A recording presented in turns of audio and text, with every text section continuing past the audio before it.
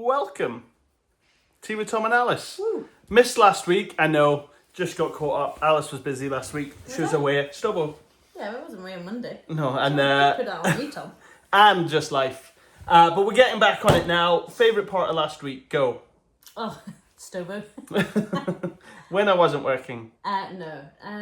Beach training was ace. Oh, Sunday. Beach training was That was a so good one. good. Yeah, yesterday the sea was nice. It was a struggle to get out of the water. It was so nice at the end that you just wanted to hang out on the beach. Then I realised I had everyone's stuff in my van. So I had to just thought everyone was on top form. Like, everyone just got stuck in because it was so warm, so we did a lot of water stuff. And everyone was just so up for it. We did the one where you tip the bucket of water. That's such a fun one. And I remember last time we did it, people were like, "Oh, over the toes," but this time people were like, "Splash!" and like everyone was committing. So yeah, and then the cafe afterwards, which is always good. So yeah, beach training. What about you? Probably same. Beach training was definitely honestly last week was a funny one because I honestly couldn't tell you what happened. You know what? It wasn't quite last week, but the volunteer barbecue, the Saltire debrief. Yeah, that was. We had a little follow up from Saltire where we get all the volunteers together. We have a little barbecue, and it was probably the most productive discussion we've had post Saltire. Yeah, from a volunteer barbecue. It was really good. We got some great food. It's actually all written here. This is my note taking. Tom's terrible writing, but we are going to type it all up. What came from it, which I quite like, is a Saltire volunteer board or something. What was it? What did we call it? I can't remember what we called it, but like a board of members. You won't even be able to read your writing, Tom. So. But how it was ace to have 6 odd people be like, I want to help make this event even better next year. And I think that's going to take so much pressure off Alice and I because we can pass out jobs, we can use it to get in touch with sponsors. I think there's so much potential to grow from here. The event itself is almost at capacity. There's not a lot of room to get bigger. We had a catch up with Knockburn last week as well. And it was kind of much the same. Could we see many more people running around? No. Could we get a whole load more people into the campsite? Probably not. But that's okay, because how can we still make the most of it at the event? Yeah, and someone suggested Knockburn getting more involved and, having a desk there for signing up memberships and things. And then we brought that to Knockburn and they thought that was a really good idea. And now I'm like, let's make it a proper outdoor festival so support crews can go on the water, they can go supboarding. They've got a big inflatable for kids and stuff. So we are honestly, it's kind of have festival vibes. Yeah. That's where we're at with it. So if you've got suggestions how to make it more festival like, then let us know. Yeah. We did have a disaster with the it's not a disaster, but we did that discount code for return runners, and I think it got not leaked out like it's a bad thing. But we've never had so many sign-ups in such a short space of time, and we're like, oh, we should probably... We've had 80 sign-ups this month, and this time last year we had 32, and we were buzzing last year. So we've had 80 sign-ups, which is This is 80 out of possible 400 spaces. If you think we had, 320 runners this year? So we're a fifth booked out. We had 320 runners, so that's us a quarter of the way to filling from last year. And also... a lot of them, I know, some people shared the code with their run clubs, which, it's fine, it happened. But a lot of the people signed up are return runners, which is so cool. They want to come back and they want to do the event again, which is ace. So, all exciting. Yeah. Lots of exciting stuff going on. Edinburgh, we wouldn't have spoken about this last week because we caught up with Nicky. So Nicky, fully committed Edinburgh Rebel, gets involved, approached us and said, look, I think we can possibly improve the way that we're organising our events and socials in Edinburgh, and I want to help you do that. And now she's basically become our social committee. Event coordinator. Yeah, of Edinburgh, kind of supporting Aidan to see what all the members want to get stuck in with, what events we can put together. And already they've kind of hit the ground running with planning quite a few things. They're a great social community in Edinburgh anyway, and I think this is just going to help it be a bit more organised and get some cooler events sorted, which is we're excited about. Yeah, and Nicky's coming to the Island trip, so if you haven't met her before and you come in there, you'll meet her then. Yeah. But yeah, they're talking about all sorts of fun events. They're getting more committed on the run clubs. 10-pin bowling or something? Yeah, Skittles, I think it's called Skittles. In a pub, it's like, so... Edinburgh's different like that though. It's easier, I think, to do those things... There's a lot more going on the fly.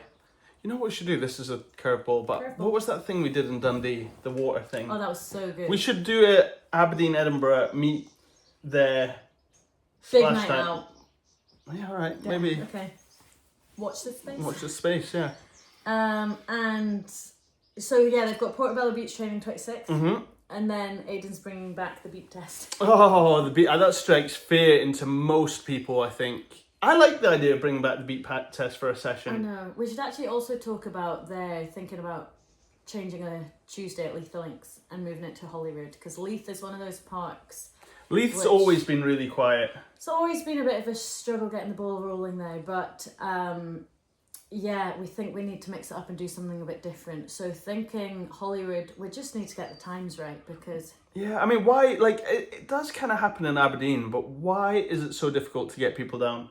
That's like, I mean, we don't sit back and think, oh, everyone's heard of Rebel, but how do we make it an idea for people who want to, you know, get fitter or get more active, or think, oh, you know what, I want to, you know, when people are like, oh, I have to join a gym. How do we add Rebel into that mix? Yeah. That's what we're trying to figure out, because, like I said, that was the problem with Leith. It's a huge park, bang in the centre of Edinburgh, great community around there. Lots of people running by. But then how do you get them to commit to Rebel? So, I mean, we've come to the point now where we're like, okay, let's try a fresh location, because it's a bit more suited to the meadows as well, to the people who live around the meadows. So it's a little easier for them to get to. So I think we'll get an increase in numbers that way, which will be helpful. Because I guess we know a lot of people who sign up to the gym but don't like being part of the gym. And it, like, again, we've been speaking about the tagline of Rebel.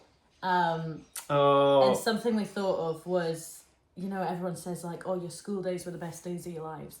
And I'm thinking, God, if your school days were the best days of your lives, you're doing life wrong. Mm-hmm. Like, that shouldn't be the way it goes. And that's Rebel to a crux. Like, we want these days to be the best days of your life. Yeah. You know, we want the running around, the feeling free, the getting out, the being active, the hanging out with your friends. You know, we want to bring back that feeling of what it's like. So obviously we're all about healthy lifestyles and being active, but not in the sense that, you know, we're not trying to get everyone shredded and we're just trying to build it into a normal part of people's lifestyle, where, like I said, they enjoy it. You know, that actually it's fun kind of socializing and hanging out with friends. And I like it to have that basic level of fitness. So if someone says, oh, do you want to go for a hill walk? You're not in your head like, oh no, I can't keep up, or I'm going to be so red in the face and sweating.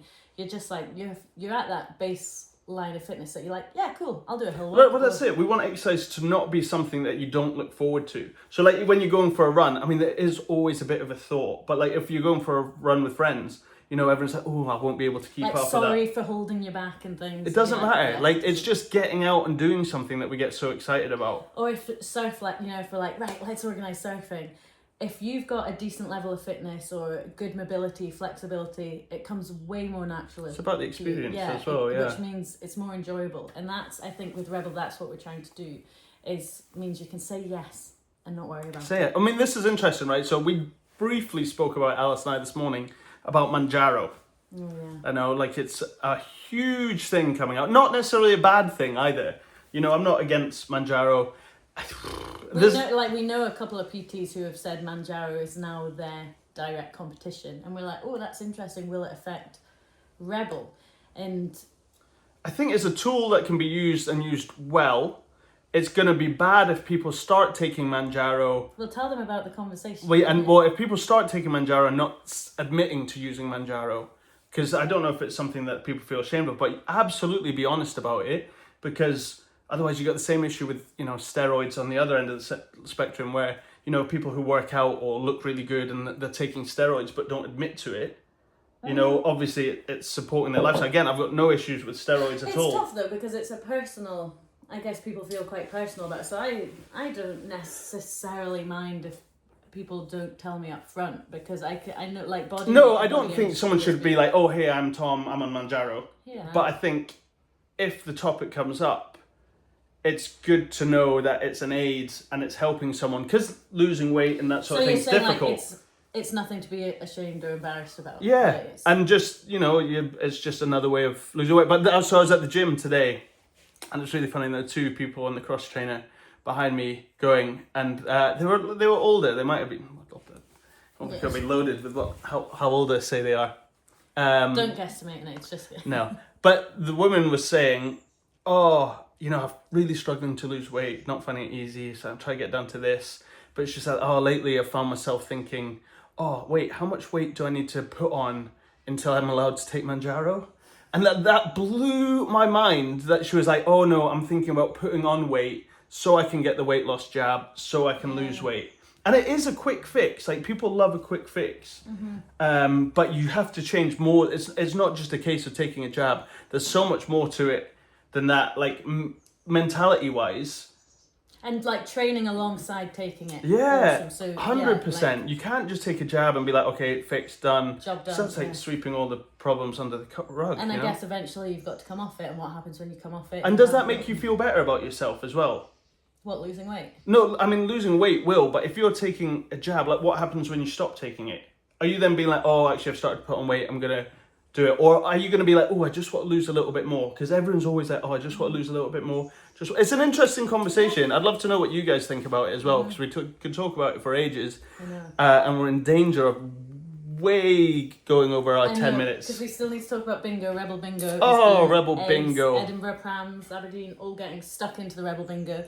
Loving seeing the antics. This is where all these kind of friendships are made. And memories are made. Like, you do ridiculous. It's sunrise hike, it's sunrise at like 4:30 in the morning. And there's always a couple eager people in the team dragging the others along, being like, we have to do this, we have to get the points. We don't even know how the point system's working yet. I mean, we've got it written down. But I love it, because we have the teams who are like, we've got to do it. And then we've got the teams who are like just holding on and doing like, and because who's Sarah and Sam's team, they're all in Aberdeen for 2 days max of July or something. And they're just like, we're just trying to do whatever we can. And like, it's all different competition levels, which we love. Yeah. So I think we had loads more to talk about, but that's kind of our 10-minute. Anything else? What's coming up this week? Anything? Danny and Emma. They're running a park. special. So Aberdeen Seaton Park special.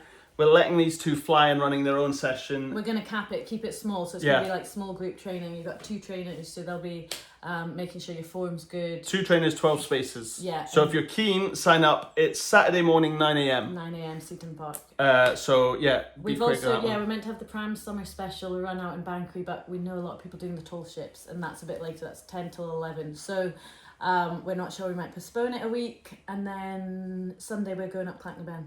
Is that this week? No, that's next week. Yeah, perfect.